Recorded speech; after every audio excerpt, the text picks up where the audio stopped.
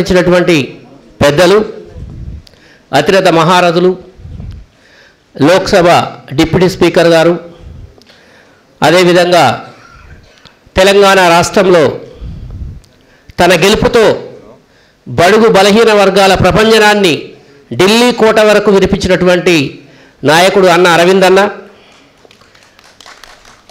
సర్దార్ సర్వాయి పాపన్న కోసం గత 20 సంవత్సరాలుగా జయిందన్న చేస్తున్న కృషిని తను పదవిలోకి వచ్చిన తర్వాత రాష్ట్రంలోనే అతి గౌరవమైన పోర్ట్ఫోలియో,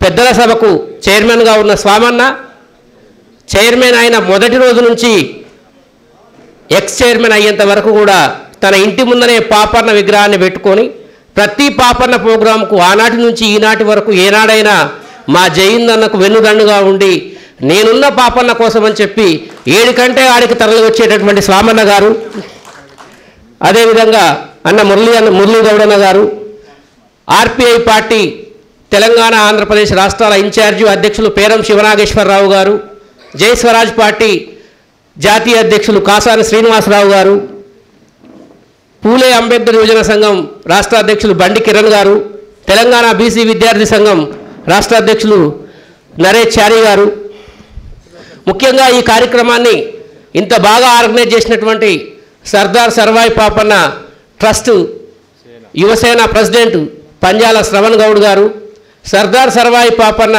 చైర్మన్ పంజాల జయిందన్న గారికి, రాపోల ఆనంద్ భాస్కర్ గారికి, కత్తి వెంకటసామన్న గారికి అందరికీ పేరు పేరున హృదయపూర్వక ఉద్యమ నమస్కారాలు తెలియజేసుకుంటూ, మిత్రులారా,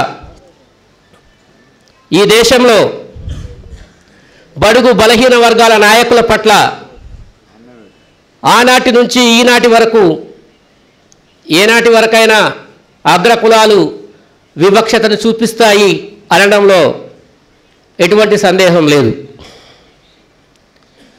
350 సంవత్సరాల క్రితం పాపన్న గొప్పతనం, పాపన్న యొక్క పోరాట పటిమ, ఉద్యమ స్ఫూర్తి, పోరాడే తత్వం ఏందయ్యా అంటే మనం డాక్టర్ బాబాసాహెబ్ వాళ్ళలో ఉన్నాం. డాక్టర్ బాబాసాహెబ్ అంబేద్కర్ రాసిన రాజ్యాంగం, స్వాతంత్రం తర్వాత 72 సంవత్సరాల క్రితం రాసుకున్న రాజ్యాంగంలో పార్లమెంటరీ ప్రజాస్వామ్య వ్యవస్థ వచ్చింది. దానికి ముందు ఈ దేశంలో మనువాద రాజ్యాంగం ఉండేది. మనువాద రాజ్యాంగం ఏం చెప్తుందంటే బ్రాహ్మణుడు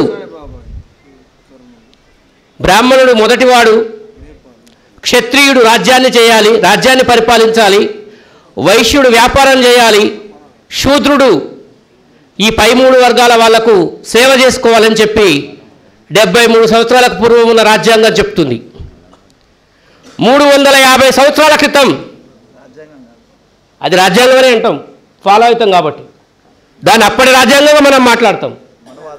ఇప్పటి రాజ్యాంగం పార్లమెంటరీ ప్రజాస్వామ్య రాజ్యాంగం, అప్పటి రాజ్యాంగం మనువాదమే రాజ్యాంగం అన్నాడు, భగవద్గీతనే రాజ్యాంగం అన్నాడు. దాన్ని తీసుకొనే మనం పరిపాలన జరిగింది కదా. ఇక్కడ ఆ సోషల్ ఆర్డర్ని కింద ఉన్నటువంటి శూద్రుడైన సర్దార్ సర్వాయి పాపన్న 340 సంవత్సరాల క్రితం బద్దలు కొట్టిండు. అతనే సర్దార్ సర్వాయి పాపన్న గౌడ్. ఆ సోషల్ ఆర్డర్ని తీసుకురావడానికి కౌటిల్యుడి నుంచి ఎంతోమంది గడ్డాలు మీసాలు పెంచుకున్నటువంటి బాపనోళ్ళు అడ్డబట్టలు కట్టుకొని జంజాలు వేసుకొని ఉదయం 4 గంటలకు లేచి రాత్రి 12 గంటలు పడుకునే వరకు తపస్సు చేసి నిలబెట్టిన ఈ దేశ సోషల్ ఆర్డర్ని ఒకే ఒక్కడు సర్దార్ సర్వాయి పాపన్న బద్దలు కొట్టిండు. ఈ విషయాన్ని మనం సమాజానికి గలమెత్తి చెప్పాల్సిన అవసరం ఉంది.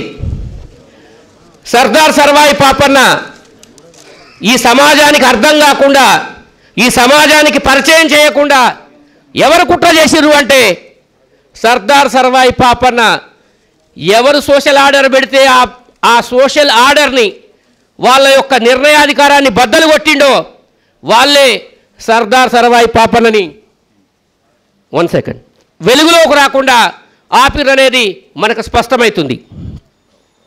ఆనాడు సర్వాయి పాపన్నని తొక్కిపెట్టిరు చరిత్రని, కానీ లండన్ ఆల్బర్ట్ మ్యూజియంలో ఉండేటటువంటి చరిత్రని బ్రిటిష్ వాళ్ళు తీసుకుపోయి ఇంతటి మహనీయుడు, ఇంత గొప్ప మహారాజు సబ్బండ కులాల్లో పుట్టి సబ్బండ జాతుల్ని కలుపుకొని తన మిత్రులందరితోటి 6 నెలలు గోల్కొండ కోటని వెళ్ళినటువంటి మహారాజు సర్దార్ సర్వాయి పాపన్న ఇతని చరిత్రని ప్రపంచ దేశాలకు చెప్పాల్సిన అవసరం ఉంది అని చెప్పి లండన్, ఆక్స్ఫర్డ్ యూనివర్సిటీ, ఆల్బర్ట్ మ్యూజియంలో ఆనాడు సర్దార్ సర్వాయి పాపన్న చరిత్రను దాయబట్టి పంజాల జైన్ గౌడన్న లాంటి వాళ్ళు, ఆ తర్వాత పేరవరం జగన్నాథం గారు, పేరవరం రాములు గారు వీళ్ళంతా కలిసి మళ్ళీ మహనీయుడి చరిత్రని మేము తెచ్చుకుంటామని చెప్పి ఎక్కడో చరిత్రని ఆదపాతాలకు దొక్కిన చరిత్రని మళ్ళీ పునాదులు కదిలించుకొని తీసుకురావడం జరిగింది.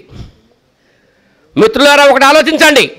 ఈ దేశంలో ఎంతోమంది రాజులు పుట్టారు, ఎంతో మంది రాజులు పోయారు, ఎన్నో రాజ్యాలు కాలగర్భంలో కలిసిపోయాయి. కానీ సర్దార్ సర్వాయి పాపన్నని కాలగర్భంలో కల్పాలని చూసిన వాళ్ళు కాలగర్భంలో కలిసింది తప్ప సర్దార్ సర్వాయి పాపన్న మాత్రం ఎప్పుడు ఒక డివిటీలా వెలుగుతూనే ఉన్నాడనే విషయాన్ని మనం గమనించాల్సిన అవసరం ఉంది. ఈరోజు నేను బీజేపీ మిత్రులకు విన్నపం చేస్తున్నా. ఇక్కడ బీజేపీ ఎంపీ గారు ఉన్నారు, వీళ్ళంతా ఉన్నారు. కాంగ్రెస్ వాళ్ళకు కూడా నా విన్నపం, కమ్యూనిస్ట్ వాళ్ళకు కూడా ఏందయ్యా అంటే ఈ దేశంలో 5-6 జాతీయ పార్టీలు ఉన్నాయి. బీజేపీ మిత్రులు చిత్తూరుగఢ్లో ఒక మహారాణా ప్రతాప్ అనేటటువంటి ఒక రాజు తన పరిపాలన చేసిండు, మొఘలాయి చక్రవర్తులతో కొట్లాడిండు. ఎన్నో సందర్భాల్లో అక్బర్ కూడా రిక్వెస్ట్ లెటర్లు పెట్టిండు, నేను నీతో సంధి కుదుర్చుకుంటా అని చెప్పి. కానీ సర్వాయి పాపన్న ఏ రోజు కూడా సంధి కుదుర్చుకుంటా అని చెప్పలేదు, మొఘలాయి చక్రవర్తులే సంధి కుదుర్చుకుర్రు. మరి రాణా ప్రతాప్కి ఇచ్చినటువంటి ఇంపార్టెన్స్ బీజేపీ పార్టీలో, ఆర్ఎస్ఎస్లో సర్వాయి పాపన్నకి ఎందుకు ఇవ్వట్లేదు? సర్వాయి పాపన్న హిందువు కాదా, లేకపోతే సర్వాయి పాపన్న సబ్బండ కులం వాడు కాబట్టేనా అని చెప్పి నేను ప్రశ్నిస్తున్నాను మిత్రులారా. ఈనాడు కాంగ్రెస్ పార్టీ కానీ, బీజేపీ పార్టీ కానీ, టీఆర్ఎస్ పార్టీ కానీ, కమ్యూనిస్ట్ పార్టీలు కానీ, కమ్యూనిజం అంటే ఏందండి? పోరాటం. పాపన్న కంటే గొప్ప పోరాటం చేసినాడు ఎవడు ఈ దేశంలో? పూలే కంటే గొప్ప పోరాటం చేసిన వాడు ఎవడు ఈ దేశంలో? డాక్టర్ బాబాసాహెబ్ అంబేద్కర్ కంటే గొప్ప పోరాటం చేసిన వాడు ఎవడు ఈ దేశంలో? శివాజీ మహారాజాకు సమకాలికుడు మా సర్దార్ సర్వాయి పాపన్న. ఒక నిమిషం. శివాజీ మహారాజా కుటుంబానికి ఒక చరిత్ర ఉంది.